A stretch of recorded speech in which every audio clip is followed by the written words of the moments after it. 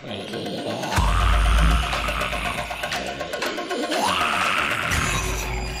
আমার মুখোমুখি দাঁড়িয়ে সেই মিশ কালো অবয়বটি, তার লালচে জলজলে চোখ দুটো আমার উপরে স্থির। সেই মূর্তি নিজের থপথপে বাঁকাচোরা পা ফেলে কেমন যেন বিকৃতভাবে আমার দিকে এগিয়ে আসতে লাগলো। প্রাথমিক একটা শিহরণ আমার বুকের মাঝে খেলে গেলে হাতের মুঠো শক্ত করলাম আমি। দেখলাম সেই অবয়ব তখনও সেই বিকৃত ভঙ্গিমাতেই এগিয়ে আসছে আমার দিকে, সোজা আমার দিকে।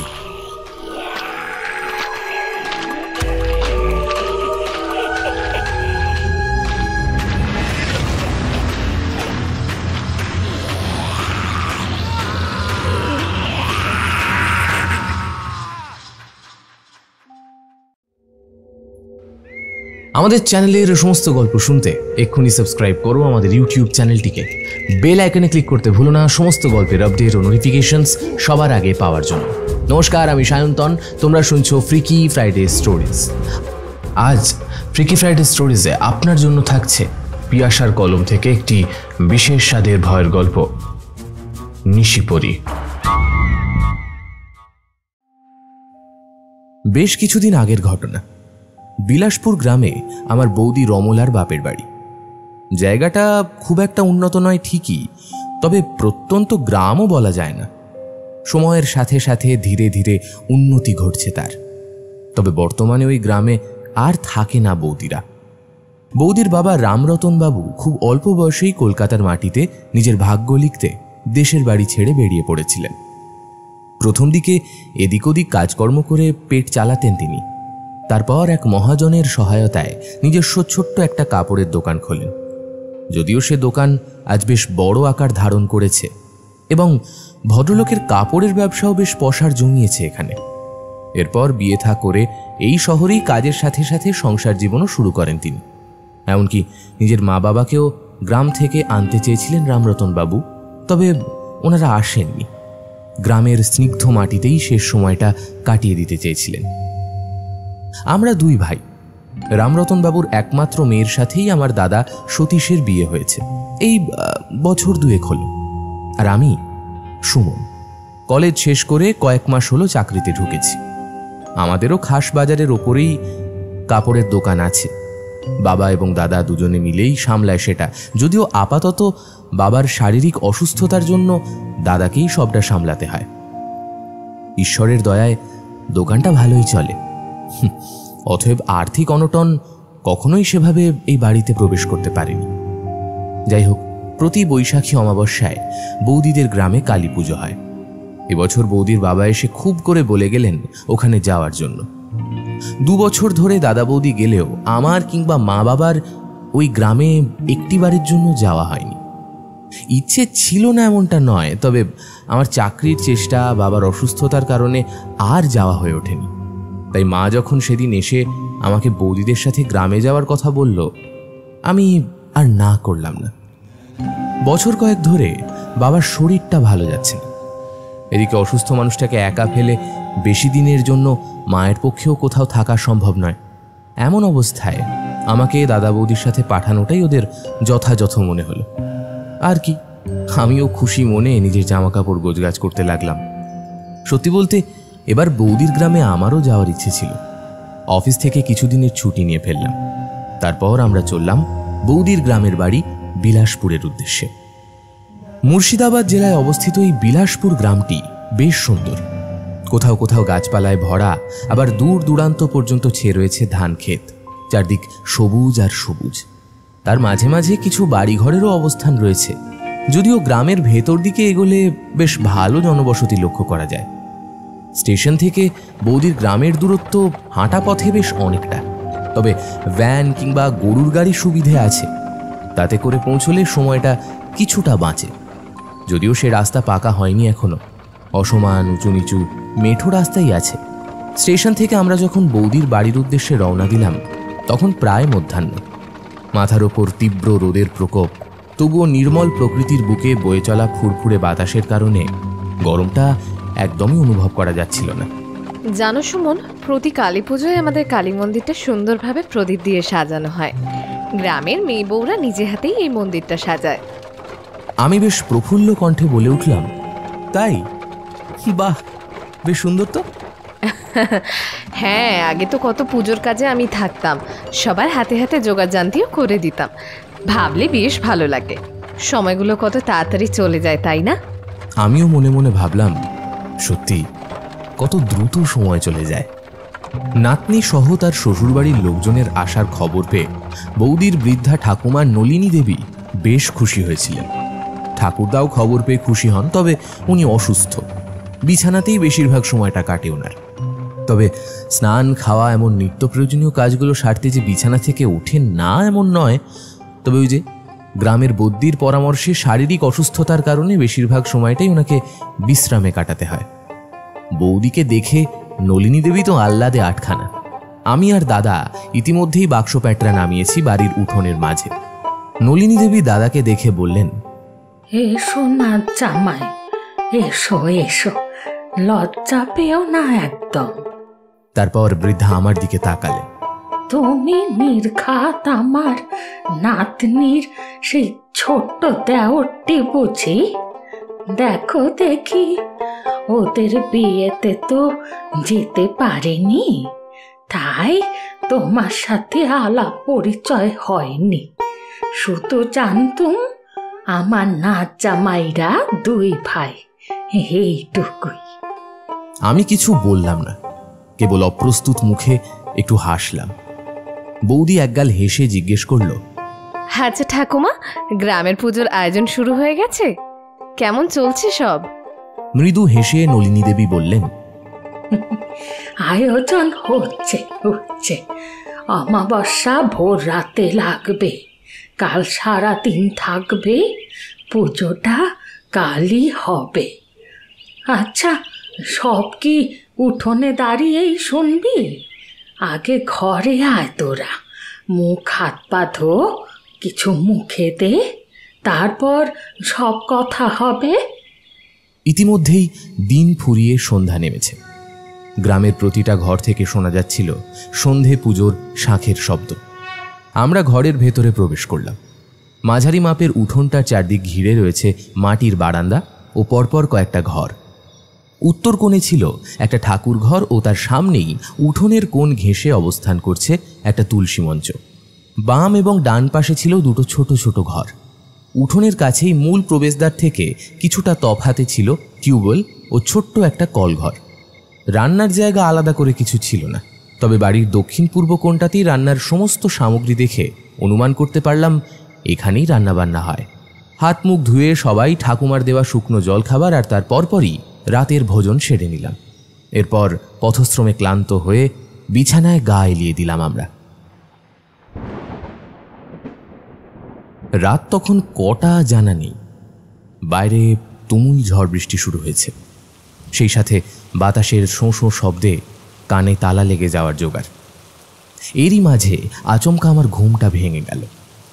বুঝতে পারলাম না ঠিক কতটা রাত। চুপচাপ তক্তপোষে উঠে বসলাম। নিচে বিছানা পেতে গভীর নিদ্রায় নিমগ্ন দাদা আর বৌদি। অন্য ঘরটাতে দাদু ঠাকুমা ঘুমোচ্ছেন। কিছুক্ষণ বসে থাকার পর বুঝলাম ঝড় বৃষ্টি খানিকটা দুর্বল হয়েছে, তবে বাতাসের সেই শোঁ শোঁ শব্দটা এখনো বিদ্যমান। তার মাঝেই অদ্ভুত একটা কণ্ঠ শুনতে পেলাম আমি, যেন কেউ কবিতার মতো এক নাগারে মন্ত্রপাঠ করে চলেছে।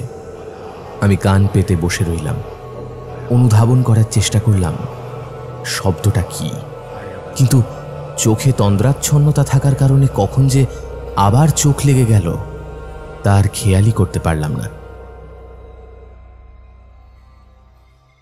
একটু আগেই বৃষ্টি থেমেছে, যদিও আকাশে তখনও মেঘের ঘন ঘটা বিদ্যমান, কাজেই চারিদিক ঘন অন্ধকারে ছেয়ে রয়েছে।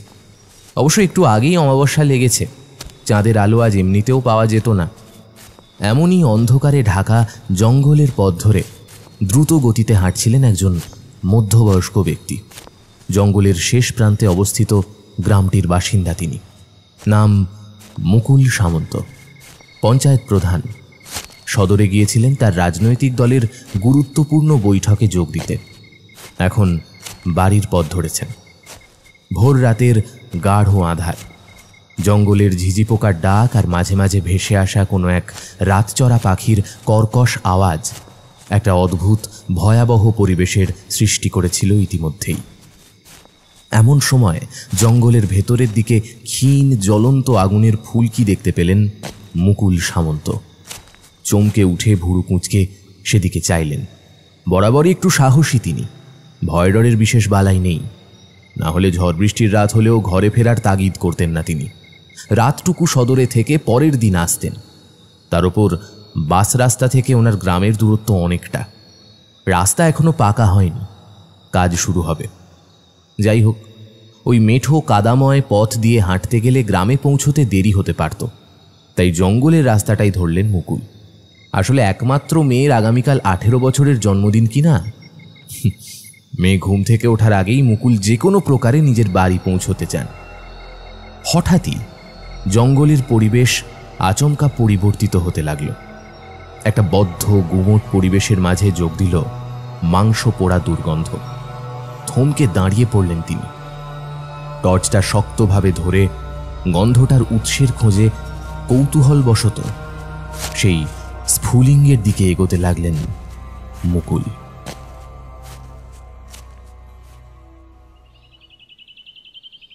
সকালে চিৎকার চেঁচামেচির শব্দে ঘুমটা ভাঙল আমার। দেখলাম নিচে দাদা বৌদি আর শুয়ে নেই, বিছানা পাটিও তুলে দিয়েছে। তার মানে বেলা অনেকটাই কেটেছে নিঃসন্দেহে। ঘুম জড়ানো চোখে ঘর থেকে বেরোতেই দেখলাম নলিনী দেবী উঠোনে দাঁড়িয়ে দুজন মহিলার সাথে কথা বলছে। চোখে মুখে এক রাশ গাম্ভীর্য। মহিলা দুজন সম্ভবত এই গাঁয়েরই বাসিন্দা। লক্ষ্য করলাম কলতলায় দাঁড়িয়ে থাকা আমার দাদার মুখটাও বেশ থমথমে। এমন সময় চায়ের কাপ হাতে বৌদি আমার কাছে এলো। আমি বৌদিকে জিজ্ঞেস করলাম, এই কি হয়েছে, কিছু হয়েছে? নিচু স্বরে বৌদি জানালো, সর্বনাশ হয়ে গেছে। জঙ্গলে আবার একটা জ্বলন্ত দেহ উদ্ধার হয়েছে। সবাই বলা বলি করছে দেহটা পাশের গ্রামের পঞ্চায়েত প্রধানের মেয়ের। গতকালই মেয়েটার 18 বছরের জন্মদিন ছিল। আর দুর্ভাগ্যক্রমে দেহটা মেয়েটার বাবাই প্রথম শনাক্ত করেন। চায়ের কাপ হাতে নিয়ে আমি উঠোনে নামলাম। মহিলাদের টুকরো টুকরো কথায় বুঝলাম বিভৎসভাবে অগ্নিদগ্ধ অবস্থায় মাঝ জঙ্গলে পাওয়া গেছে একটি মৃতদেহ। নলিনী দেবী জিজ্ঞেস করলেন, বেঁচে নেই তো মেয়েটা? একজন মহিলা নলিনী দেবীকে বললেন, সে আর বেঁচে থাকে পিসিমা? ওর বাবা জরুরি কাজ শেষ করে সদর থেকে ফিরছিল, তাড়াহুড়োয় জঙ্গলের রাস্তা ধরেছিল। তখনই ওখানে আগুন দেখে ছুটে যায়। ততক্ষণে অবশ্যই সারা শরীর পুড়তে শুরু করে, কেবল মুখটা বাকি ছিল। তা থেকেই প্রমাণ হয় কি অভিশাপ যে লাগলো ওই গায়ে। একের পর এক গায়ে আগুন দিচ্ছে। আমি যদিও এসব সাপসাপান্তের বিন্দুমাত্র বিশ্বাস করি না, তবে বিষয়টা আমার মনেও একটা সন্দেহ আর কৌতূহলের সৃষ্টি করল। আমি কৌতূহলবশত বললাম, গায়ে আগুন দিচ্ছে কেন? দুজন মহিলার মধ্যে একজন দ্রুত বলল, কি করে জানবো বাবা? গত 3 বছর ধরে চলছে এই দুর্ঘটনা। কেন গায়ে আগুন দিচ্ছে, কি সমস্যা ছিল আমরা কিছুই জানি না। কোনো অভিশাপ তো লেগেছেই, নাহলে একের পর এক মেয়ে গায়ে আগুন দেয়। ইতিমধ্যেই দাদা হাত মুখ ধুয়ে আমার হাত থেকে চায়ের কাপ নিয়ে বারান্দায় গিয়ে বসল। আমি জিজ্ঞেস করলাম, কোন জঙ্গলটা? এই গ্রামের একদম শেষ প্রান্তের জঙ্গলটার কথা বলছেন? নলিনী দেবী উদাসীন মুখে বললেন, এই গ্রাম থেকে ওই গ্রামে জঙ্গলটা দিয়ে খুব তাড়াতাড়ি যাওয়া যায়। ওহ, একের পর একই দুঃসংবাদ। থানার দারোগা বাবু ছিল তো, এ নিয়ে 3টে দারোগা পাল্টালো, অথচ ঘটনা সুরাহা হলো নি। কেউ বুঝতেই পারছে না কেন ঘটনাগুলো ঘটছে। আমি আর কিছু বললাম না। মনের মধ্যে একটা চাপা কৌতূহল কাজ করা শুরু করে দিয়েছিল। এমনিতেই রহস্য রোমাঞ্চের প্রতি আমার বড় আকর্ষণ, কিন্তু কখনো ভাবিনি বৌদির দেশের বাড়িতে এসে এরকম একটা রোমাঞ্চের মুখোমুখি হতে হবে। যাই হোক, বৌদির মুখে শুনলাম কালী পুজোর তোড়জোড় শুরু হয়ে গেছে। গ্রামের প্রায় সকলেই উপস্থিত হয়েছে গ্রামের একদম মধ্যবর্তী এলাকায় অবস্থানরত কালী মন্দিরটিতে। শিশু থেকে বৃদ্ধ সকলের মুখেই একটা প্রসন্নতার হাসি লেগে। নলিনী দেবীকে নিয়ে বৌদি একটু আগেই মন্দিরের ভেতরে গেল। আমি মাকে প্রণাম করে চুপচাপ মন্দিরের বাইরেই দাঁড়িয়েছিলাম। এমন সময় দাদা এসে আমার পাশে দাঁড়ালো। কিরে, এখানে চুপচাপ দাঁড়িয়ে কি করছিস? ছোট থেকেই রহস্য রোমাঞ্চের প্রতি যে একটা টান আছে আমার, সেটা দাদা ভালোই জানে। উচ্চ মাধ্যমিকের পর একাধিক রহস্য উপন্যাস শেষ করেছিলাম। শুধু তাই নয়, সময় সুযোগ পেলেই যে কোনো রহস্য রোমাঞ্চকর গল্প, আর্টিকেল কিংবা উপন্যাস শেষ করে ফেলি। সুতরাং এখানে আসার পর একটা জীবন্ত রহস্যের আভাস পেয়ে আমি যে চুপচাপ নিশ্চিন্তে বসে থাকবো না, তা আমার দাদা বেশ বুঝতে পেরেছিল। আমি বললাম, কই কিছু না। শোন, আমার থেকে লুকিয়ে আর কোনো লাভ নেই। তোর মনে যা চলছে আমি তা খুব ভালো করে বুঝতে পারছি। চল। এই বলে দাদা আমার হাত ধরে নলিনী দেবীর কাছে নিয়ে এলো। পুজোর একাধিক কাজে ব্যস্ত থাকা বৃদ্ধা প্রথমে দাদার প্রশ্নে অবাক হন, পরে অবশ্য বলেন, বেশ বেশ, যাও। তবে সন্ধ্যার আগেই কিন্তু ভাইকে নিয়ে ফিরে এসো না জামাই। ওই গ্রামে একটা শিব মন্দির আছে, ওটা দর্শন করতে ভুলো না যেন। আসলে দাদা বৌদি ঠাকুমার কাছে গিয়ে সরাসরি জিজ্ঞেস করেছিল পাশের গ্রামে যাওয়া যাবে কিনা, একটু ঘুরে আসতে চায়। এই শুনে বৃদ্ধা একটু শঙ্কিত হলেও অনুমতি দেন। পাশের গ্রাম খুব একটা দূরে নয় ঠিকই, কিন্তু সাধারণ রাস্তা দিয়ে গেলে সময় একটু লাগে। তবে জঙ্গলের রাস্তা ধরলে একটু তাড়াতাড়ি পৌঁছে যাওয়া সম্ভব পাশের গ্রামে। আমি আর দাদা সেই সংক্ষিপ্ত পথটাই ধরলাম। মধ্যাহ্ন, সূর্যদেব মাথার উপরে থাকা সত্ত্বেও জঙ্গলের ভেতর প্রবেশ করতেই আমার গাটা কেমন যেন শিউরে উঠল। দাদাও দেখলাম মুখে একটা গম্ভীর অভিব্যক্তি টেনেছে।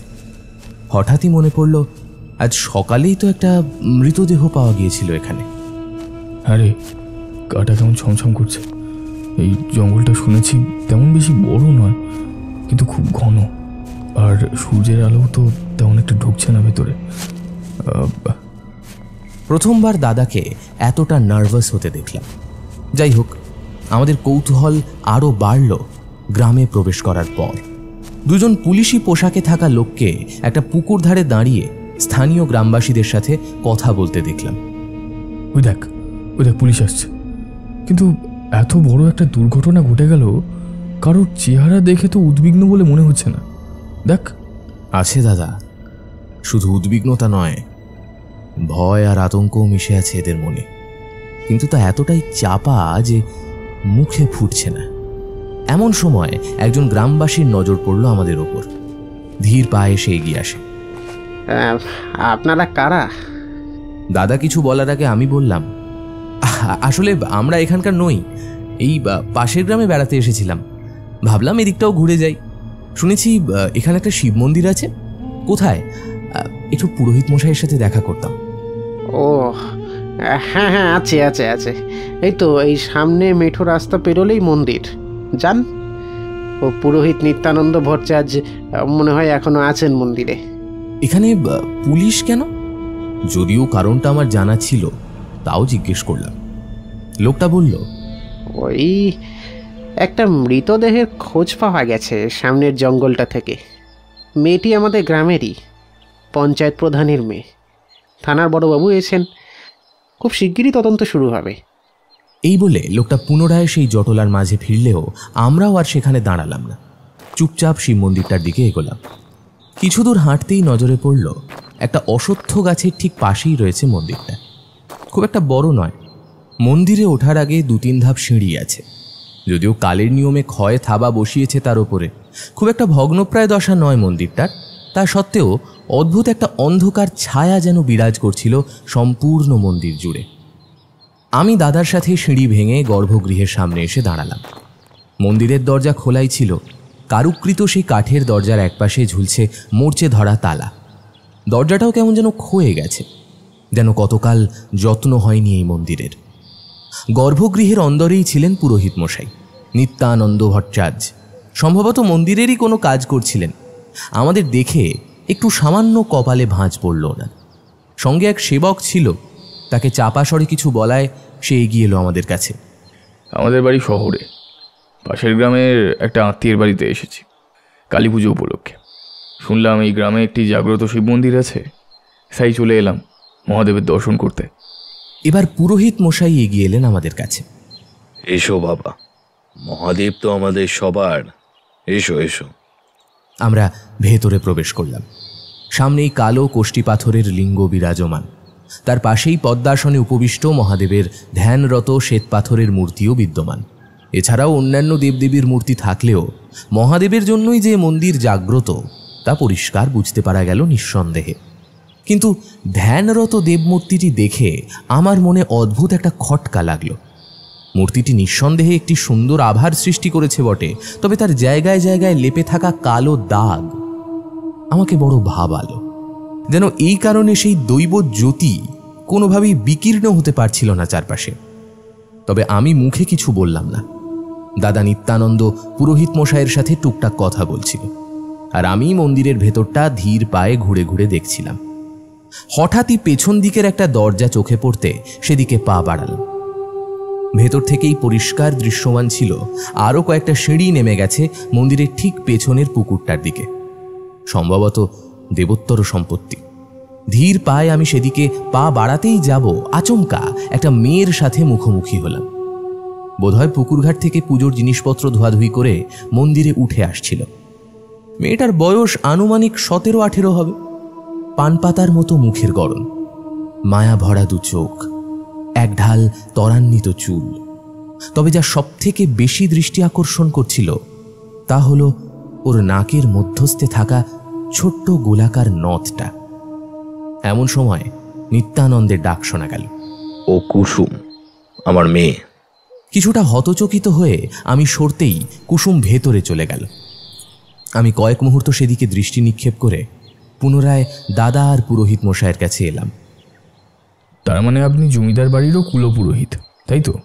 আগে গাঁয়ের যে জমিদার, তার পূর্বপুরুষ এই মন্দিরটি নির্মাণ করেছিলেন। এখন অবশ্য আর তাদের অধীনে নেই এই মন্দির। তবে আমরা 2 পুরুষ ধরে এই মন্দিরের শিবলিঙ্গের সেবা করে আসছি। আমি দেখলাম কুসুম ইতিমধ্যেই কাঁসার সেই বাসনকোসন যথাস্থানে সাজিয়ে রাখতে শুরু করেছে। সেদিক থেকে দৃষ্টি সরিয়ে জিজ্ঞেস করলাম, আচ্ছা, একটা প্রশ্ন করব। আজ সকালে এই গ্রামে ঘটা ঘটনাটার চর্চা পাশের গ্রাম পর্যন্ত ছড়িয়েছে, তাই আমাদের কানেও এসেছে। আচ্ছা, কি ব্যাপার বলুন তো? গত কয়েক বছর যাবৎ হঠাৎই জ্বলন্ত মৃতদেহের উদ্ধার ঘটেছে এই জঙ্গল থেকে। গ্রামের মাতব্বরদের মতে যাবৎ যতজনের দেহ পাওয়া গেছে তারা সকলেই নাকি গায়ে আগুন ধরিয়ে আত্মহত্যা করেছে। কাজেই থানার বড়বাবুরা এই বিষয়টা নিয়ে সেরকম গুরুত্ব প্রকাশ করতে চান না। সে কি, জলজান্ত লোক সব আত্মহত্যা করছে অথচ গ্রামের কারুর কোনো হেলদোল নেই? প্রথম দিকে পঞ্চায়েত বসত ঘটনাগুলো নিয়ে, দারোগাবাবুও এসছিলেন। অস্বাভাবিক কিছু না মিললেও তদন্ত চলছিল। এরই মাঝে হঠাৎ দারোগাবাবুর অপঘাতে মৃত্যু হয়। জঙ্গলের মুখে একটা ডোবা আছে, নির্জন এলাকা। ওখানকার সিঁড়িতে পড়ে থাকতে দেখা যায় ওনাকে। মাথার পেছন দিয়ে রক্ত বেরোচ্ছিল। অনুমান করা হয় পা পিছলে মৃত্যু ঘটে। তদন্তের গতি আবারও থমকে গেল। যাই হোক, এর কিছু সময় পর নতুন দারোগাবাবু এলো। ইতিমধ্যে আরও 2 জন ওই জঙ্গলে গিয়ে আত্মহত্যা করেছে। নতুন দারোগাবাবুও তদন্ত শুরু করে, অথচ কিছুদিনের মধ্যেই তার বদলি হয়ে যায়। এরপর বেশ কিছু মাস থানা থেকে কোনো খবরাখবর পাওয়া যায়নি। তারপর আবারও তদন্ত শুরু হলো নতুন দারোগার উদ্যোগে। কিন্তু কিছু সপ্তাহের মধ্যেই তার ঝুলন্ত দেহ উদ্ধার করা হলো জঙ্গলের ভিতরের বহু পুরনো একটা বেল গাছের থেকে। দারোগাবাবু ওখানে কি করছিল জানা নেই, তবে পঞ্চায়েত প্রধান নাকি ওপর মহল থেকে খবর পেয়েছিল স্ত্রীর সাথে ঝামেলার কারণে গলায় দড়ি দিয়ে আত্মহত্যা করেছিল ভদ্রলোক। এইসব নিয়ে ব্যস্ত হয়ে পড়ল থানা। আর দেখতে দেখতে ইতিমধ্যেই 3-3টে বছর কেটে গেল। ওই জ্বলন্ত মৃতদেহের ঘটনাগুলো যেন এরপর বেমালুম চাপা পড়ে গেল মাটির নিচে। তবে গতকালের ঘটনাটা আবার যেন নতুন করে সাড়া ফেলল গ্রামের সকলের মাঝে, আর থানাতেও। আচ্ছা, মোট কতজনের দেহ পাওয়া গেছে? এই 3 বছরে তাও 8-9টা আমি লক্ষ্য করেছি। ঘটনাগুলো সব অমাবস্যাতেই ঘটেছে, আর গতকালও ছিল অমাবস্যা। যাই হোক, এসব কথা গ্রামের মাতব্বররা বিশ্বাস করে না। এতদিন প্রধান বলতো মেয়েগুলো স্বেচ্ছায় গায়ে আগুন দিয়েছে, অথচ আজ বলছে তার মেয়ের সঠিক তদন্ত না হলে সে নাকি গোটা গ্রামে আগুন ধরিয়ে দেবে। সেই সমস্যা নিজের ঘরে না আসা অবধি কারো টনক নড়ে না। আচ্ছা, একটা কথা জিজ্ঞেস করব। এই ধরুন, যারা আত্মহত্যা করছে বা করেছে, তাদের কি কোনো সমস্যা চলছিল জীবনে? 18-19 বছরের বাচ্চা মেয়েদের কি এমন দুঃখ থাকতে পারে জীবনে, তা আমার জানা নেই। তবে তাদের পরিবারের সাথে কথা বলেছি। সবকটা মেয়েই হাসি খুশি মেজাজের ছিল। কেউ লেখাপড়া করছিল, কেউ হাতের সেলাইয়ের কাজ শিখছিল, কারোর বিয়ের জন্য পাত্রও দেখা হচ্ছিল। আগে 14-15তেই বিয়ে দেওয়া হতো মেয়েদের, এখন লেখাপড়ার যুগ, মেয়েরা লেখাপড়া করত। অনেকে বাবার কাজে হাত লাগাতো। এদের অকাল মৃত্যু মোটেই কাম্য নয়। যে কোনো করাল অভিশাপের ছায়া ঘনিয়ে এলো এই গ্রামের ওপরে। এরই মাঝে কুসুম ধীর পায়ে আমাদের সামনে এসে একটা থালা এগিয়ে দিল। তাতে কিছু সন্দেশ ও কিছু নকুলদানা ছিল। আমাদের অবাক হতে দেখে নিত্যানন্দ বললেন, ঠাকুরের প্রসাদ, নিতে পারো তোমরা। আমি কুসুমের মুখের দিকে একবার চেয়ে প্রসাদ নিলাম। দাদাও নকুলদানা তুলে কপালে ঠেকিয়ে তা মুখে দিয়ে বলল, এমন ঘটনার অভিজ্ঞতাই প্রথমবার হলো আমার। যাকে দুপুর হলো, এবার মন্দির বন্ধ করব। আবার সেই বিকেলের পর সন্ধ্যা আরতির সময় খুলবে। তোমরা হাতে সময় নিয়ে একদিন এসো, ঘুরে দেখো মন্দিরটা। নিত্যানন্দ কথা শেষ করলে আমি আর দাদা মন্দিরের প্রবেশদ্বারের দিকে এগোলাম। হঠাৎ দাদা পেছন ঘুরে জিজ্ঞেস করল, আচ্ছা, এইবার কি তবে কোনো সুরাহা হবে? হ্যাঁ, কবে সুরাহা হবে জানা নেই। তাছাড়া ভিটে মাটি ছেড়ে যাবই বা কোথায় আমরা? এ গ্রামের বেশিরভাগ মানুষই চাষবাস করে খায়। পেট চালানোর দায়ে তাদের সমস্ত রকম ঝুঁকি নিয়ে থাকতে তো হবেই এখানে। পুরোহিত মশাই আপন মনে কথাগুলো বলছিলেন। আমি তখন এক দৃষ্টে শ্বেত শুভ্র শিবমূর্তির গায়ে লেপে থাকা কালো দাগগুলো লক্ষ্য করছি। ঠিক কালো দাগ নয়, যেন আধার। নিত্যানন্দ আমার দৃষ্টি অনুসরণ করে সেদিকে তাকিয়ে বললেন, ঘোর অমঙ্গলের ছায়া। কিন্তু কেউ আমার কথা মানলে না। আপনি কি বলতে চাইছেন পুরোহিত মশাই? এই কালো দাগের সাথে অমঙ্গলের কি সংযোগ? আপনি কিছু অনুভব করেননি? মানে এসব ঘটনার উৎস খোঁজার চেষ্টা করেননি? ঠান্ডা দৃষ্টিতে আমার দিকে তাকালেন পুরোহিত। ও গায়ের মুরব্বীরা আমার কথা শুনতেই চায়নি, তবে আমি অনুভব করেছি। আমার ধারণা বীরভদ্রের কারণেই গ্রামে কোনো অভিশাপ লেগেছে। বীরভদ্র? হ্যাঁ, এই গ্রামেরই ছেলে। কিশোর অবস্থায় বাবা মাকে হারিয়ে ভীষণ একচোরা হয়ে গেছিল। তখন ওর এক দূর সম্পর্কের কাকা এসে ওকে নিয়ে যায়। শুনেছিলাম সে নাকি পূজারি। বেশ কিছু বছর পর বীরভদ্র পুনরায় ফিরে এলো গ্রামে। ভীষণ চুপচাপ থাকতো, কারোর সাথে কথা বলতো না। ওর রক্তাভ দুটো চোখ আর শক্ত চোয়াল দেখে পরিষ্কার বোঝা যেত যে ওর ভিতর প্রচণ্ড রাগ ছিল। সারাটা দিন ঘরেই থাকতো, কোথাও বেরোতো না। কিন্তু গ্রামের অনেকেই ওকে ভোর রাতে ঘরে ফিরতে দেখত। যারা জেলে কিংবা চাষা মানুষ, তাদের অনেকেরই কাজের জন্য ভোর করে উঠতে হতো। তখন তারা বীরভদ্রকে হন্তদন্ত হয়ে বাড়ি ফিরতে দেখত। এছাড়া ও আসার পরই আশ্চর্যজনকভাবে গ্রামের ফসল নষ্ট হতে থাকলো। পুকুরে সব মাছ মরে গেল। শুধু তাই নয়, ওর পরনে থাকতো লাল ধুতি, কপালে লাল তিলক, অনাবৃত শরীরে ছাই ভস্য মাখা। হাতে থাকতো কি সব পুটলি, যার থেকে তীব্র রক্ত পচা দুর্গন্ধ বেরোতো। এতটুকু বলে থামলেন পুরোহিত মশাই। আমার শরীরের রোমকূপ ইতিমধ্যেই সজাগ হয়ে উঠেছে। কতটা ভয়ঙ্কর হতে পারে মানুষ, তা কেবল আঁচ করছিলাম। এরপর কি হলো ঠাকুরমশাই?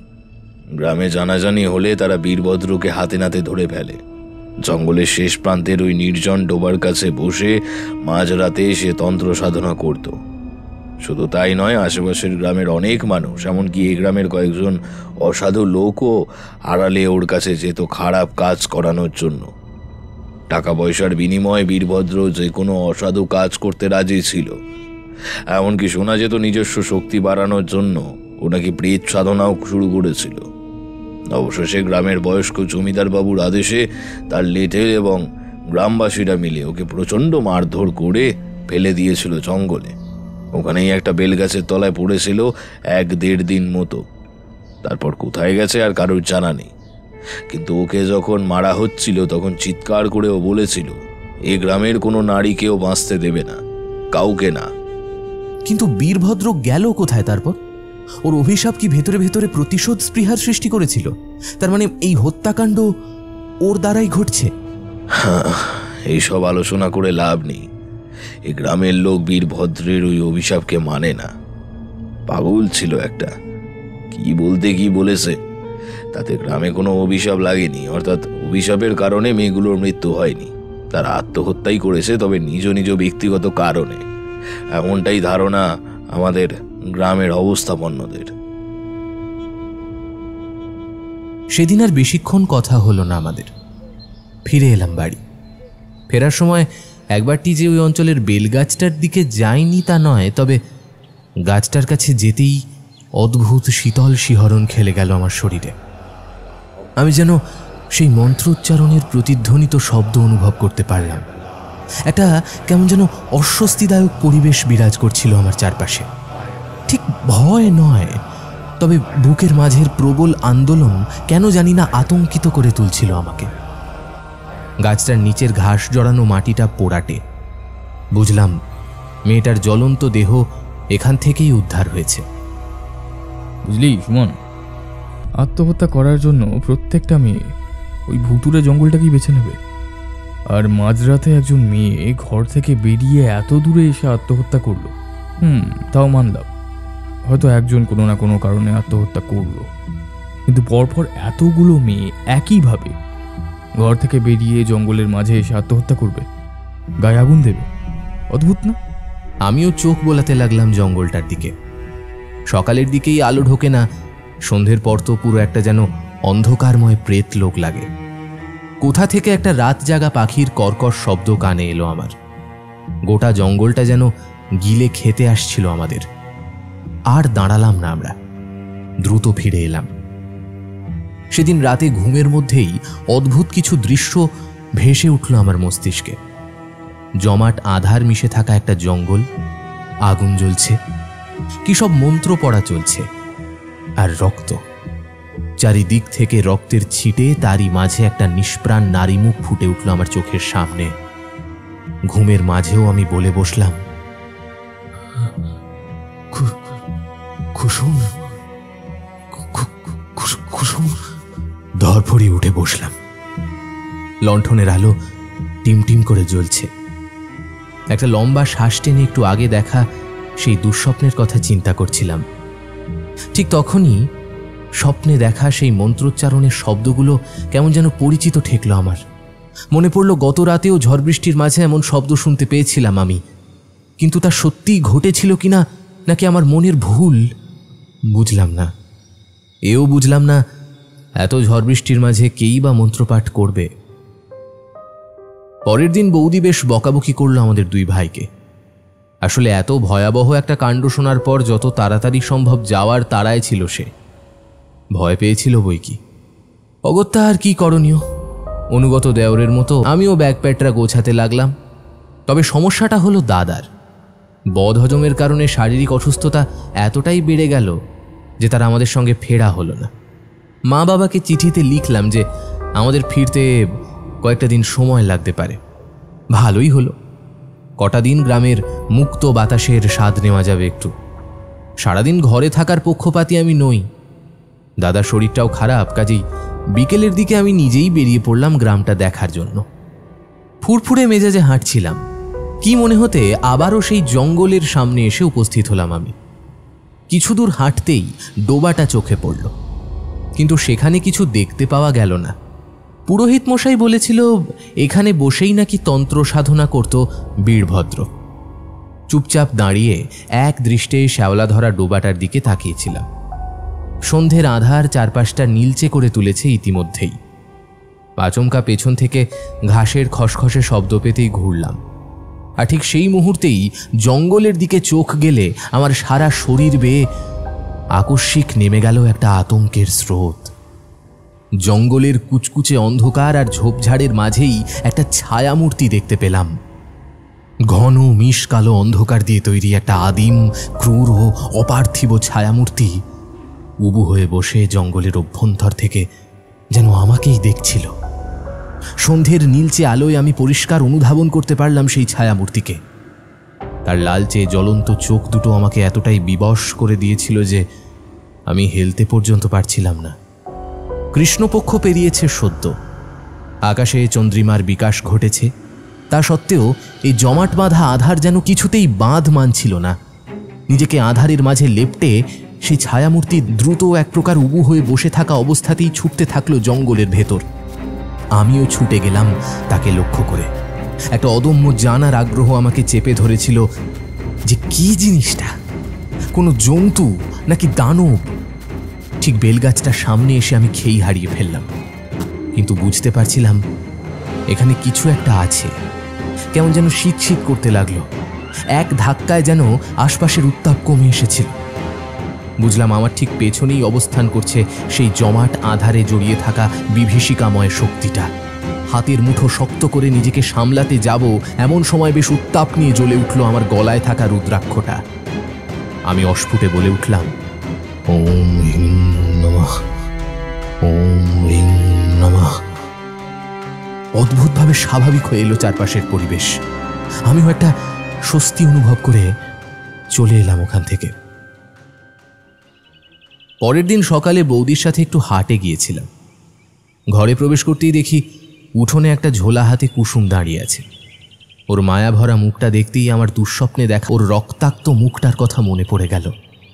এ কেমন ইঙ্গিত দিচ্ছেন ঈশ্বর! বুঝতে পারলাম না কিছুই। নলিনী দেবী একটা মাটির পাত্র কুসুমের হাতে ফেরত দিয়ে বললেন, মিষ্টি খেয়ে যা। আবারও কানে এলো শিহরণ জাগানো সেই মিষ্টি কণ্ঠস্বর, না ঠাকুমা, আজ থাক, অন্য একদিন এসে খাবো খন। বৌদি একটু অবাক হয়ে জিজ্ঞেস করল, এই মেয়েটা কে ঠাকুমা? নলিনী দেবী একগাল হেসে বললেন, ওর নাম কুসুম, পাশের গায়ের পুরোহিতের মেয়ে। নাচ জামাইয়ের জন্য ওষুধ দিতে এসেছিল। তোর ঠাকুরদার জন্যেও ওর কাছ থেকেই ওষুধ নেই। ওর বাবা শুধু পুরোহিত নয়, ভালো বুদ্ধিও। রোগ বিরোগ হলে গ্রামের প্রাথমিক ভরসা ওর বাবাই। বাবা সুমন, কুসুমকে একটু এগিয়ে দিয়ে এসো না। আমার দিকে এক ঝলক চেয়ে কুসুম দ্রুত বলল, না না থাক, আমার সাইকেল আছে, আমি ঠিক চলে যাব। না না সুমন, যাক, আর সোজা রাস্তা ধরবি, ওই জঙ্গলের পথে কিন্তু যাবি না। মৃদু হেসে সহমত জানিয়ে কুসুম বেরিয়ে এলো। আমিও ওর সাথে সাথে বেরিয়ে এলাম। সাইকেল একপাশে নিয়ে ও ধীর পায়ে হাঁটছিল। আমিও চুপচাপ হাঁটতে লাগলাম। তুমি তো বেশ বাহাদুর দেখছি। একা যাতায়াত করো? ছোটবেলা থেকে তো মাকে কাছে পাইনি, তাই একাই সব কিছু করতে শিখে গেছি। আর বাবাকে তো সারাদিন মন্দিরের কাজের সেবায় থাকতে হয়, তাই ঘর দুয়ারের কাজ আমিই করে নিই। আচ্ছা কুসুম, বলছি ওই জঙ্গলে কি কিছু আছে? হ্যাঁ, কেন? আপনি কি কিছু দেখেছেন? না, তবে আগাম কৃষ্ণপক্ষ আমার খুব একটা ঠিক লাগছে না। তোমরা সাবধানে থেকো সবাই। একটা বিশ্বাস আর প্রসন্নতার দৃষ্টি ছিল কুসুমের চোখে। আমি ফিরে এলাম বাড়িতে। কয়েকটা প্রশ্ন মাথার মধ্যে ঘুরপাক খাচ্ছিল। ভাবলাম এবার ব্যাপারটার অনুসন্ধান করতে হবে। জঙ্গলের মাঝে থাকা ওই অদ্ভুত ছায়ামূর্তি দর্শনের পর আমিও পুরোহিত মশাইয়ের মতো নিশ্চিত ছিলাম যে কিছু একটা বিভীষিকা আছে, আর সে বুঝেছে আমি তার লক্ষ্য পূরণ হতে নাও দিতে পারি। হয়তো আমাকে শিক্ষা দিতে চেয়েছিল, কিন্তু আমার গলায় থাকা রুদ্রাক্ষ আমার কোনো ক্ষতি হতে দেয়নি। মনে মনে আমার দিদুনকে কৃতজ্ঞতা জানালাম। একবার কৈশোরকালে মামা বাড়িতে থাকাকালীন প্রচণ্ড অসুস্থ হয়ে পড়েছিলাম, প্রায় মরমর অবস্থা। তখন দিদুন এক ভদ্রমহিলার কাছে নিয়ে গেছিলেন। তিনি জ্যোতিষ ও তন্ত্রবিদ, নাম তপস্যা শাস্ত্রী। আমরা তপুমাসি বলে ডাকতাম। কোনো এক অশুভ ছায়ার কুদৃষ্টি পড়েছিল আমার ওপর। তখন তপুমাসি পুজো পাঠ করে নিজের মন্ত্র বলে এই দশমুখী রুদ্রাক্ষের মালা পরিয়ে দিয়েছিলেন আমাকে। সুস্থ হয়ে উঠেছিলাম আমি। তারপর থেকে যখনই যাই দেখা করি ওনার সাথে। এখন অবশ্য অনেকটাই বয়স হয়েছে ওনার, কিন্তু এত বছর পরেও এই রুদ্রাক্ষ গলায় ধারণ করে রেখেছি আমি। আর আজ এই রুদ্রাক্ষের জোরেই ওই অস্বাভাবিক শক্তিকে স্তিমিত করতে পেরেছিলাম। মনস্থির করলাম আগামী অমাবস্যা পর্যন্ত এখানেই থাকব। কুসুমের জন্য বড্ড চিন্তা হচ্ছিল, কিন্তু কেন হচ্ছিল তা বুঝতে পারলাম না। দেখতে দেখতে দাদাও আরোগ্য লাভ করল। আমি মাঝে মধ্যেই গ্রামের কালীতলায় যেতাম, আর বাকি সময়টা পাশের গ্রামের শিব মন্দিরেই কাটত আমার। পুরোহিত মশাইয়ের সাথে একটা সদ্ভাব গড়ে উঠেছিল। আলাপচারিতা গাঢ় হয়েছিল কুসুমের সাথেও। আগাম পূর্ণিমায় মেয়েটার জন্মদিন ছিল। সদ্য অষ্টাদশে পা রেখেছে সে। কিন্তু অমাবস্যা এলেই মনের মাঝে একটা ভয় চেপে বসে কুসুমের। আমি একটু একটু করে আরও নানা রকম তথ্য জোগাড় করে ফেলেছি। কুসুমকে সবটা জানালাম। বীরভদ্র অভিশাপ দিয়েছিল এই গ্রামের কোনো নারী অবশিষ্ট থাকবে না, কিন্তু যতজনের দেহ পাওয়া গেছে তারা সকলেই অল্প বয়সী যুবতী, বয়স 18 থেকে 20-র মধ্যে। আরও একটা বিষয়ের ওপর খটকা লাগছিল আমার। একের পর এক দারোগার মৃত্যু, কারোর অপঘাতে, কারোর জেনে বুঝে।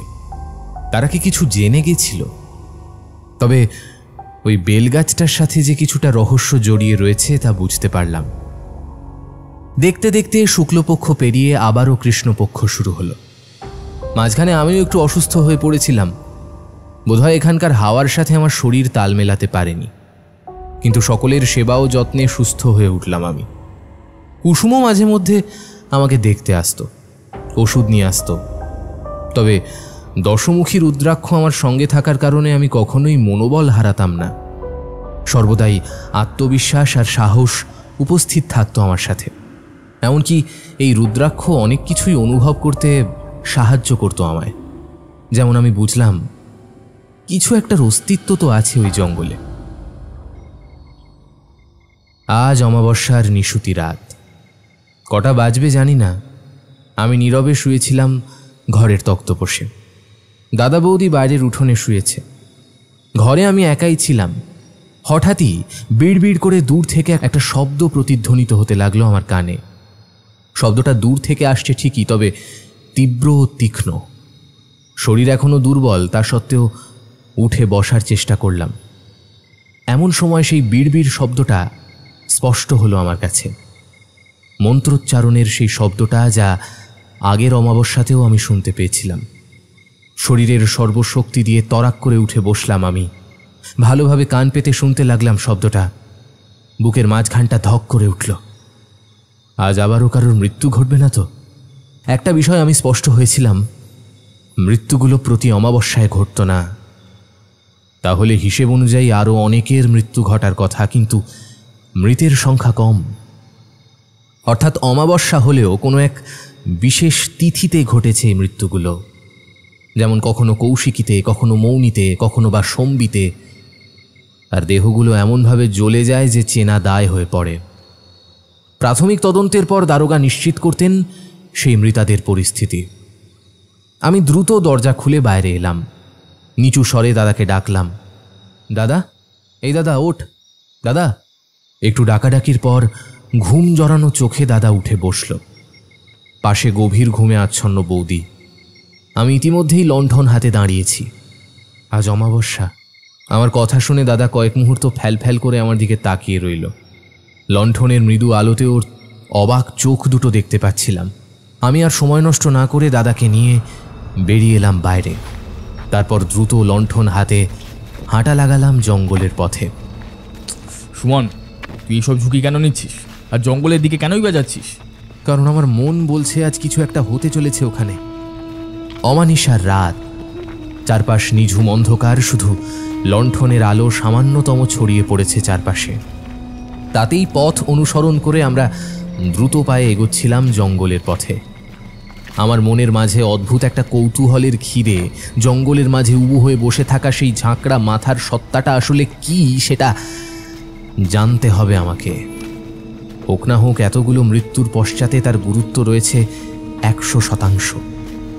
জঙ্গলের কাছাকাছি আসতেই আবারও কালো চাদরে মোড়া ভয়ঙ্কর সেই ছায়ামূর্তিকে দেখতে পেলাম।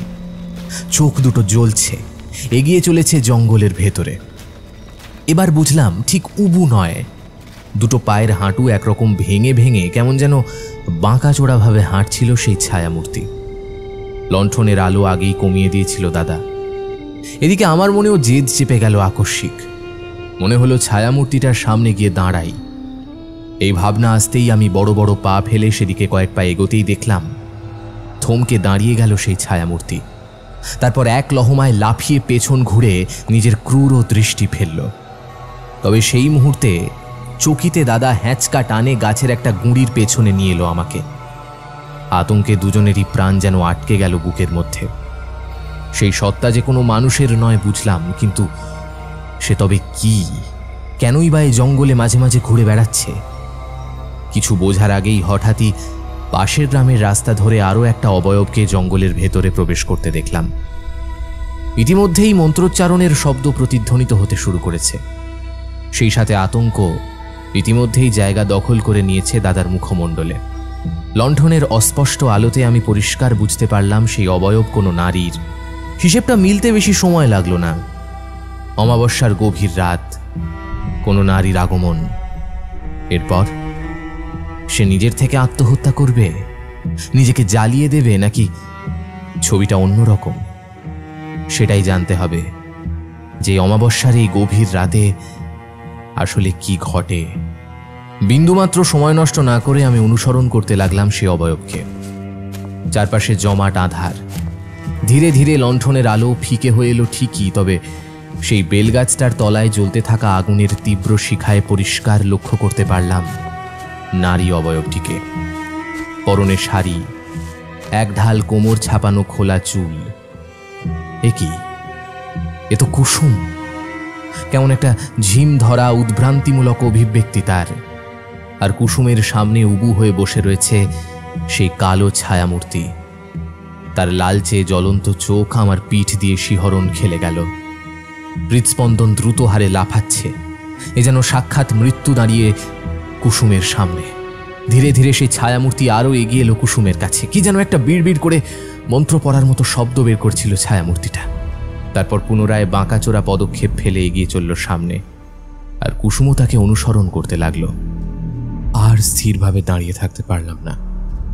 দ্রুত কুসুমের কাছে এগিয়ে আমার গলায় থাকা দশমুখী রুদ্রাক্ষের মালাটা পরিয়ে দিলাম কুসুমের গলায়। তারপর ওকে দুহাতে জড়িয়ে ধরে ওর কানের কাছে একটা মন্ত্র পড়তে শুরু করলাম।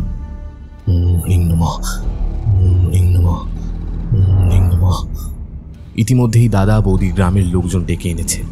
খবর দেওয়া হয়েছে পাশের গ্রামেও। লণ্ঠন মশাল সব নিয়ে সকলেই ছুটে এলো জঙ্গলের দিকে। প্রথম দিকে থাকা একটা শীতল দম বন্ধ করা পরিবেশ ছিল, যা কুসুমের গলায় রুদ্রাক্ষের মালাটা পরানো মাত্রই কেটে গেল। হুঁশ ফিরল কুসুমের, তবে কয়েক মুহূর্তের জন্য। তারপর আবারও সে জ্ঞান হারিয়ে ঢলে পড়ল আমার বুকে। পরের দিন সকালে দু গ্রামের বাসিন্দাই জড়ো হলো আমাদের কালীতলায়।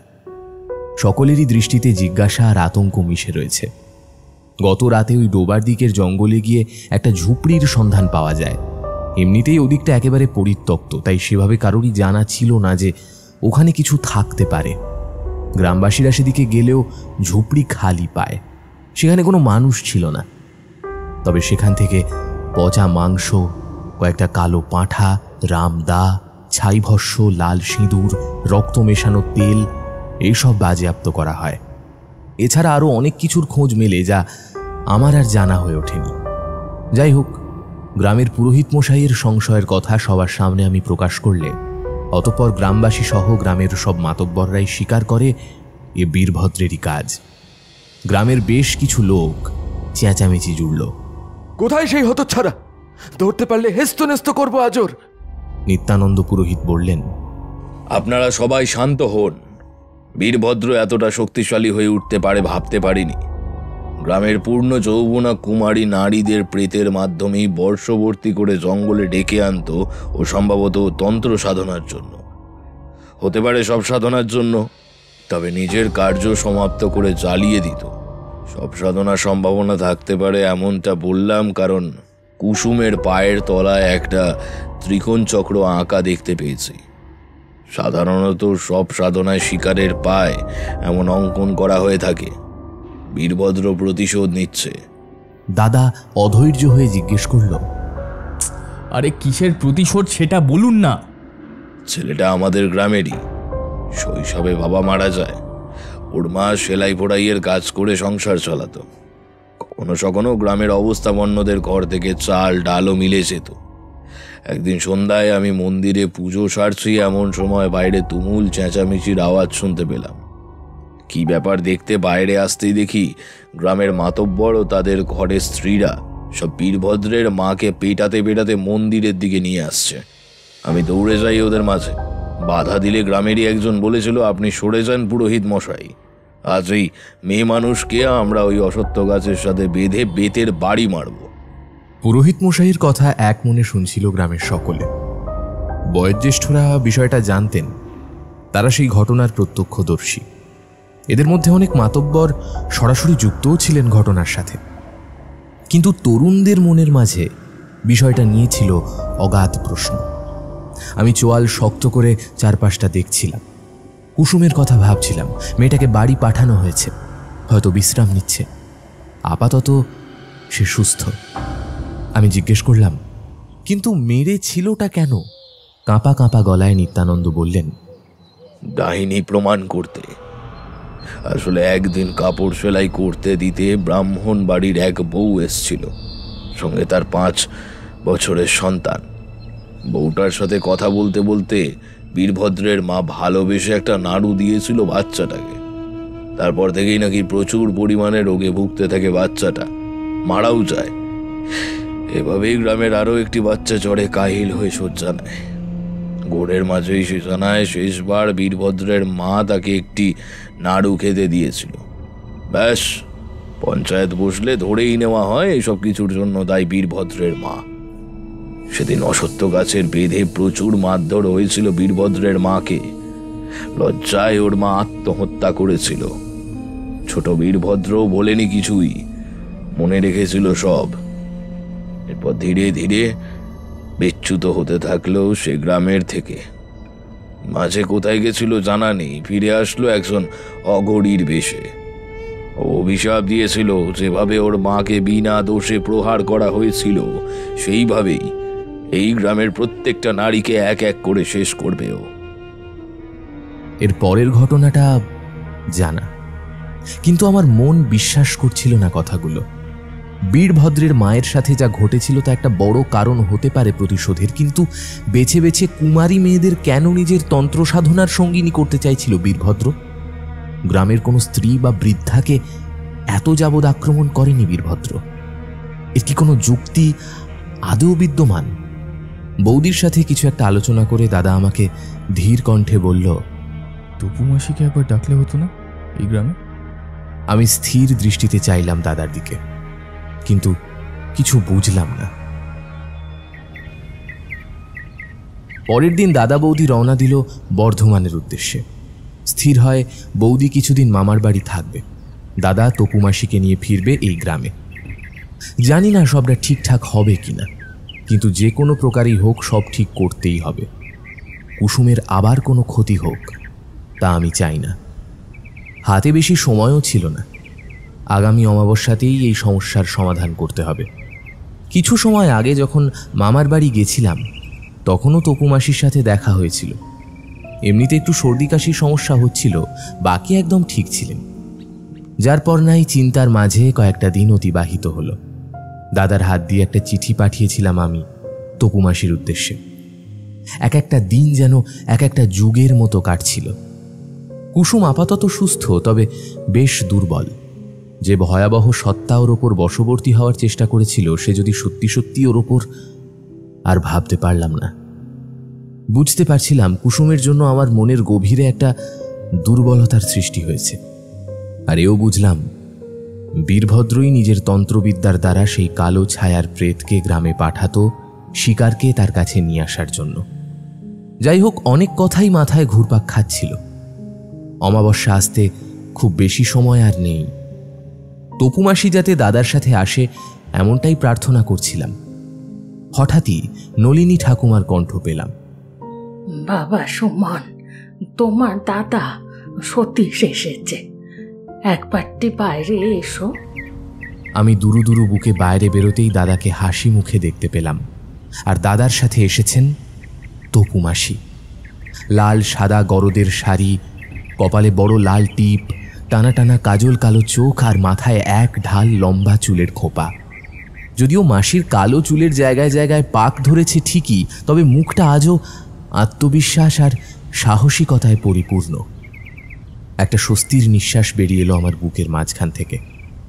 তপুমাসি ধীর পায়ে আমার সামনে এসে বললেন, কুসুমকে পছন্দ করিস? আরক্ত মুখটা নামিয়ে নিলাম আমি। আসলে বিষয়টা কাউকে জানাইনি, একমাত্র তপুমাসি ছাড়া। চিঠিতে মনের কথা লিখেছিলাম, তবে খুব সংক্ষেপে। অথচ তপুমাসি কি সুন্দর বুঝে নিলেন আমার মনের কথাটা।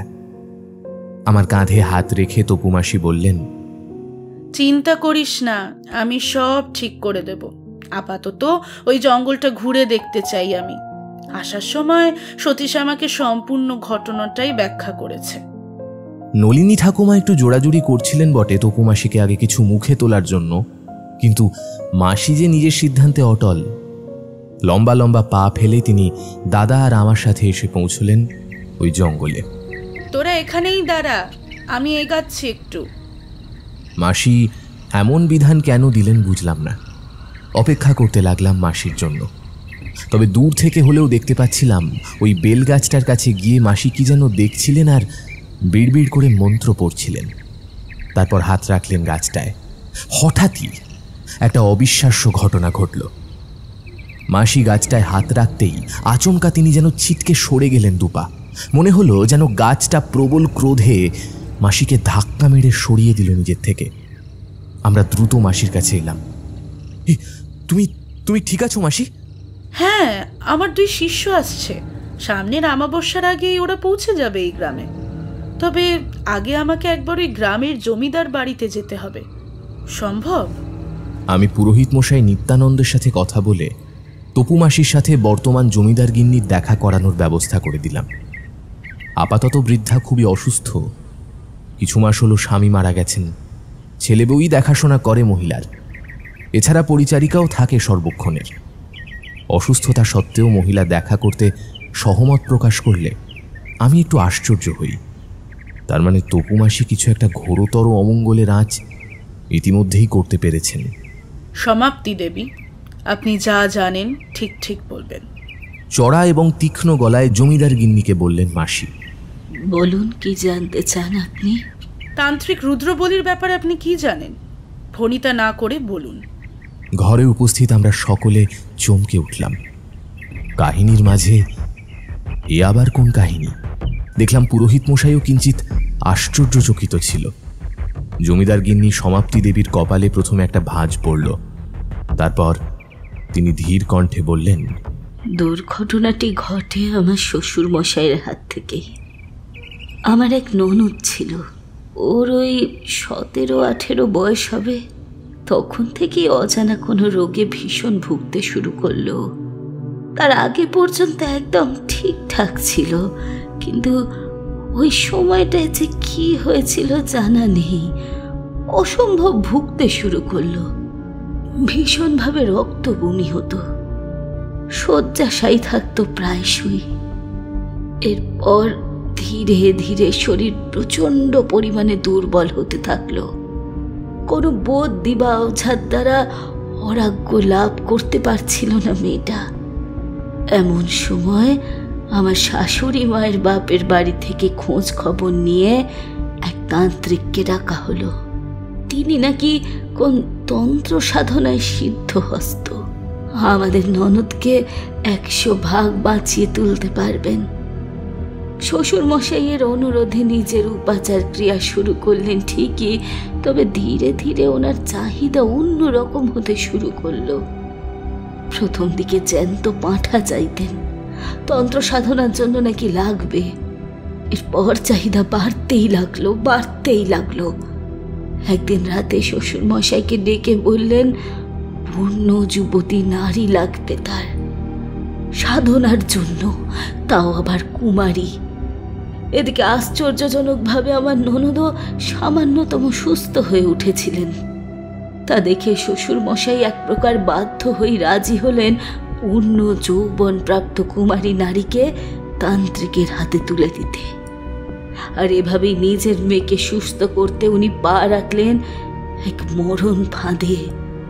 এরপর অমাবস্যার নির্দিষ্ট তিথিতে গ্রামের সুন্দরী কুমারী মেয়েরা এক এক করে নিখোঁজ হতে শুরু করলো।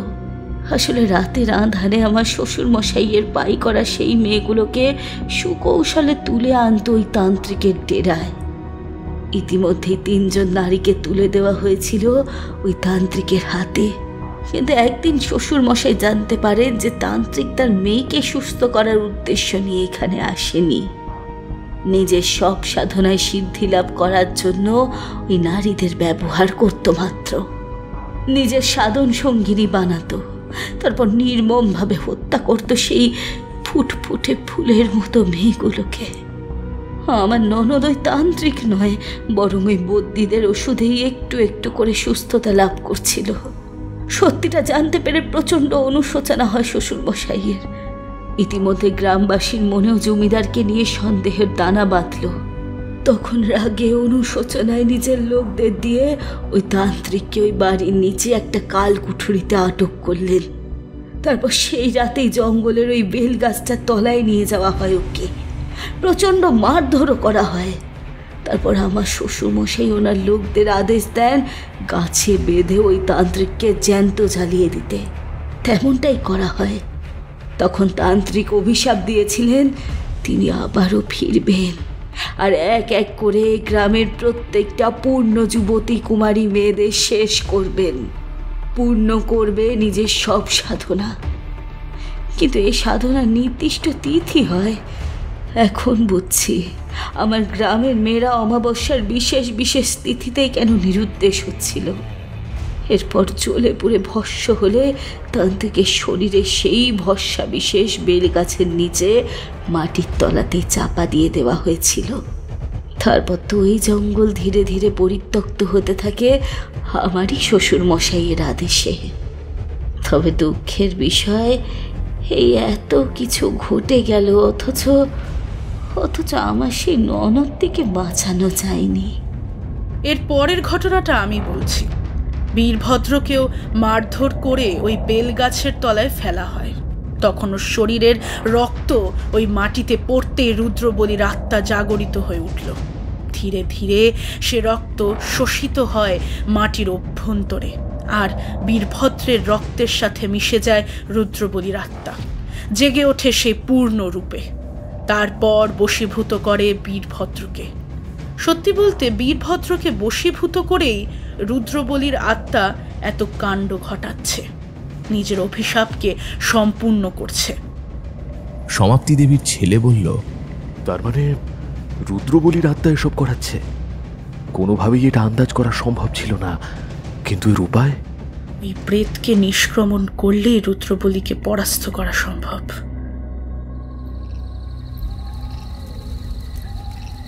অমাবস্যার মধ্যরাতে যজ্ঞ শুরু হলো। সে এক ভয়ঙ্কর রাত। জঙ্গলের মাঝের বেলগাছটার নিচেই যজ্ঞ চলছিল। তপুমাসির সাথে ছিল ওনার 2 শিষ্য। গ্রামবাসীর জন্য তপুমাসির তরফ থেকে কড়া বার্তা ছিল যাতে কেউ ঘর থেকে না বেরোয়। সকলেই যেন শুয়ে পড়ে। শুধু নিত্যানন্দ পুরোহিতকে শিব মন্দিরটিতে উপস্থিত থাকতে বলেছিলেন। মন্ত্রোচ্চারণের শব্দ সমাপ্ত হতেই যেন উচ্চস্বরের শঙ্খ এবং ঘণ্টা বাজানো হয়, যাতে গ্রামের কোনায় কোনায় পৌঁছে যায় সেই ধ্বনি। তবে আমিও সে রাতে ঘুমোতে পারলাম না। নিশ্চিন্তের ঘুম যে চোখে নামবে না। রাত বাড়ার সাথে সাথে দূর থেকে মন্ত্রোচ্চারণের শব্দ কানে আসতে লাগলো। এ তপুমাসির কণ্ঠস্বর নিঃসন্দেহে আমি জানলার কাছে এসে দম বন্ধ করে অনুরণন শুনতে লাগলাম। এতক্ষণ ধরে স্থির থাকা বাইরের প্রকৃতি হঠাৎই অস্থির হতে শুরু করলো। চারিদিক ধুলাবৃত করে মারাত্মক ঘূর্ণিঝড়ের এ সূচনা আমাকে নিশ্চিত করল আক্ষরিকই ভয়াবহ কোনো তাণ্ডব ঘটতে চলেছে। চারিদিক জুড়ে বাতাসের শোঁ শোঁ শব্দের সাথে মিশে যাচ্ছে মন্ত্রোচ্চারণের শব্দ। হাওয়ার এই অত্যাধিক তীব্রতার কারণে জানলার সামনের গাছটা ডাল সমেত মটমট শব্দে ভেঙে পড়ল মাটিতে, যার পর নাই চমৎকৃত আমার বুকের ভেতর দিয়ে খেলে গেল একটা শীতল স্রোত। কিছুক্ষণ এইভাবেই সবটা চলার পর ঝড়ের তাণ্ডব হঠাৎই থেমে গেল। তারপর আগের মতোই সব চুপচাপ হয়ে গেল। চারপাশের কঠিন নীরবতা এবং তমসাচ্ছন্ন জমাট আধারকে পরোয়া না করে আকস্মিক শোনা গেল শঙ্খ ও ঘণ্টার ধ্বনি। ছড়িয়ে পড়ল সেই ধ্বনি আনাচে কানাচে। পরের দিন একটু বেলা করেই তপুমাসি গ্রামের সবাইকে শিব মন্দিরের সামনে ডাকলেন। প্রথমেই সবাইকে সুখবর দিলেন যে প্রেতের অস্তিত্ব আর অবশিষ্ট নেই, তাকে নিষ্ক্রমণ করা সম্ভব হয়েছে। পুরোহিত মশাই বললেন, গত রাতে যজ্ঞ সমাপ্ত হতেই আমি বুঝতে পেরেছিলাম যে অভিশাপ বিদায় নিয়েছে। বাবা মহাদেবের শ্বেত শুভ্র মূর্তি থেকে উধাও হয়ে গেছে সেই গাঢ় কালচে দাগ। আধার মুক্ত হয়েছে শিব মন্দির। শুধু আমি নই, গ্রামের প্রতিটা মানুষই খুব খুশি ছিল। আজ কুসুমও এসেছে সভায়, উপস্থিত ছিলেন নলিনী দেবীও। দাদা জিজ্ঞেস করল, সেই অস্বাভাবিক ভয়ানক প্রেত কিভাবে ধরা দিল তোমার জিম্মায়? হ্যাঁ? এবার একটা শীতল অথচ কঠিন দৃষ্টি রাখলেন তপুমাসি আমাদের সকলের দিকে। বললেন, সহজ ছিল না। সত্যি বলতে রুদ্রবলির আত্মাই পরিচালনা করত বীরভদ্রকে। তন্ত্র সাধনাও বীরভদ্রের শরীরে রুদ্রবলি সমাপ্ত করছিল। নিজের কঠিন সাধনার দ্বারা রুদ্রবলি যে প্রেতকে জাগ্রত করেছিল সে নিতান্তই কোনো সাধারণ প্রেত ছিল না, ভয়ঙ্কর শক্তির ধারক ছিল সে। প্রথম যখন মন্ত্রপাঠ শুরু করলাম, পরপর দুবার আমার যজ্ঞের আগুন জানি না কি কারণে নিভে গেল। চারিদিকে জমাট আধার, নিস্তব্ধ বাতাসের গতি। অবাক লাগলো, কিভাবে আগুন নেবা সম্ভব? বুঝলাম সে প্রেতের কারসাজি এসব। সে চায় না আমি আমার যজ্ঞ চালু রাখি। হঠাৎই একটা তীব্র শ্বাসরোধ করা পচা মাংস পোড়া গন্ধ নাকে এলো। যজ্ঞের আগুনের তীব্র শিখা চারিদিকে ছড়িয়ে যাওয়ার কারণে চারপাশটা তখন স্পষ্টই দৃশ্যমান। আমি উচ্চ স্বরে আমার মন্ত্রপাঠ করতে লাগলাম। হঠাৎই একটা জান্তব শব্দ কানে এলো। মন্ত্রোচ্চারণ থামালাম না। সামনে তাকাতেই দেখলাম একটা সত্তা উবু হয়ে ঝুঁকে বসে ঘেষ্টাতে ঘেষ্টাতে আমার দিকে এগিয়ে আসছে। জ্বলন্ত লালচে তার দু চোখ, জ্বলে পুড়ে যাওয়া সম্পূর্ণ মুখটায় ফোস্কা পড়ে দগদগে ঘায়ের সৃষ্টি হয়েছে। শুধু মুখ নয়, সেই ফোস্কা দগদগে ঘায়ের সৃষ্টি করেছে আমার দিকে আগত সে সত্তার সারা শরীর জুড়ে। পেটের কাছটায় একটা বড় গর্ত, যা থেকে অর্ধেক বেরিয়েছিল অর্ধজলা পচা নাড়ি ভুড়ি। মন্ত্রপাঠের মাঝেই সেই ভয়াবহ দৃশ্য দেখে গাটা গুলিয়ে উঠল আমার। সেই সাথে কানে আসছিল একটা জান্তব শব্দ। সে শব্দের তেজ ধীরে ধীরে এতটাই উচ্চ হতে শুরু করলো যে আমার মন্ত্র উচ্চারণের ধ্বনিকেও ফ্যাকাশে করে দিচ্ছিল। বুঝতে পারলাম আমাকে বিভ্রান্ত করার চেষ্টা করছিল এই সত্তা, এই প্রেত। ধীর পায়ে এগিয়ে আসছিল আমার দিকে। চারদিক থেকে পিশাচের নানান অট্টহাসি ঘিরে ধরল আমাকে। আর তার মাঝেই চাপা জান্তব শব্দ বের করতে করতে সেই প্রেত এগিয়ে আসছিল আমার দিকে। আমি আমার মহাশক্তি মন্ত্র পড়ে এক মুঠো মন্ত্রপুত্র ছাই ছুঁড়ে দিলাম ওই বিভীষিকাময় সত্তার দিকে। সঙ্গে সঙ্গে উধাও হলো সেই সত্তা, কিন্তু এর মধ্যেই চারিদিক থেকে একটা চড়া বিকট অট্টহাসির শব্দ কানে এলো আমার। সে যে কোনো পুরুষ কণ্ঠ তা পরিষ্কার বুঝতে পারলাম। এর সাথে সাথে শুরু হলো ঝড়, ভয়ঙ্কর এক ঝড়। চারিদিকের গাছগাছালি ভয়ঙ্করভাবে নড়তে শুরু করলো, কিন্তু তা সত্ত্বেও আমার মন্ত্রবলের দৃঢ়তায় যজ্ঞের আগুন নেভেনি। মন্ত্রপাঠ করাকালীন চোখের সামনে পরিষ্কার ফুটে উঠল আবারও সেই বিভৎস কালো ছায়ামূর্তিটা। কিন্তু এইবার সে একা নয়, তার সাথে ছিল আরও একটি অবয়ব, রুদ্রবলির অবয়ব। তবে ঝুলিঝড় রূপে ধেয়ে এলো আমার দিকে। অসম্ভব বাতাসের তীব্র বেগ আমাদের দিকে ঘিরে ধরল। বুঝলাম একটা ভয়ঙ্কর অনর্থ ঘটতে চলেছে। আমার দুই শিষ্য প্রবল অস্বস্তি বোধ করে বুকে হাত দিয়ে বসে পড়ল। আর এর পরেই সেই দুই সত্তা দ্রুত গতিতে তেড়ে আসলো আমার দিকে। দেখলাম যজ্ঞের আগুনের তীব্রতা একটু একটু করে স্তিমিত হতে শুরু করলো। ঝড়ের দাপটে চারিদিক লণ্ডভণ্ড, শুধু তাই নয়, সে বিভীষিকাময় শক্তি আমার যজ্ঞের সামগ্রীও ইতিমধ্যেই নষ্ট করতে শুরু করেছে। এমন সময় গলায় ধারণ করা আমার মহাদেবের রুদ্রাক্ষটি চেপে ধরে উচ্চস্বরে সর্বশক্তি দিয়ে জপ করা শুরু করলাম। ওম ত্রয়ম্বকম যজামহে সুগন্ধিম পুষ্টিবর্ধনম উর্বারুকমিব বন্ধনা মৃত্যুমুক্ষিয়মামৃতাৎ। পরপর 108 বার এই মহামৃত্যুঞ্জয় মন্ত্রটি পাঠ করাকালীনই ক্রমান্বয়ে বাতাসের তীব্র গতিবেগ কমে আসতে লাগলো। চারপাশে যে অস্বাভাবিক শীতল পরিবেশ ছিল তা ধীরে ধীরে স্বাভাবিক হতে লাগলো। আর সেই সত্তা যুগল দেখলাম আমার মন্ত্রচারণের সাথে সাথে একটা অদ্ভুত শ্বেত শুভ্র আভা আমাকে ও আমার শিষ্যদের ঘিরে ধরল। এরই মাঝে আমার মন্ত্রপাঠ যত তীব্র হতে থাকলো, সেই সত্তা যুগলও ধূলিঝড় হয়ে বিকট যন্ত্রণাদায়ক চিৎকারের সাথে সাথে আমায় সেই শ্বেত শুভ্র বলয়ের চারিদিকে ঘুরতে লাগলো। কিন্তু সে প্রাচীর ভেদ করে ভেতরে প্রবেশ করতে পারল না। ঝড়ের সশব্দের সাথে মিশে যেতে লাগলো ওই অশুভ সত্তার বিকট শব্দ। তারপর আচমকাই দুটো সত্তা একে অপরের সাথে আষ্টে পৃষ্ঠে মিশে একটা বলয়ের আকার ধারণ করলো। চারপাশ জুড়ে তখনও চলছে সে বিকট মারণ চিৎকার।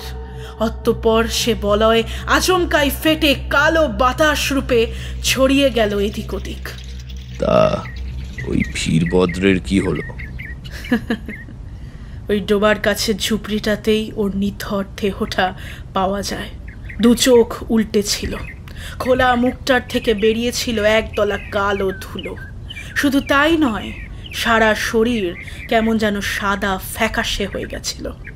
বুঝলাম আমার মহাশক্তি মন্ত্রের প্রভাব বীরভদ্রের উপরেও পড়েছিল। আর সে প্রেত কেবল তান্ত্রিকের আত্মা নয়, বীরভদ্রের আত্মাকেও সাথে নিয়ে গেছিল। আমার দুই শিষ্য দুজন গ্রামবাসীর সহায়তায় পশ্চিম দিকে শ্মশানটায় পুড়িয়ে দিয়েছিল ওর দেহটা। আর মন্ত্র পড়ে ওই বেলগাছটাও বেঁধে দিয়েছি। আর কোনো অসুবিধা নেই। আজকের দিনটা হলো নতুন দিনের সূচনা। এত দূর বলে থামলেন তপুমাসি। আমিও মনে মনে ভাবলাম, অবশেষে সমাপ্ত হলো এই অমানিসায় রাত্রি যাপন।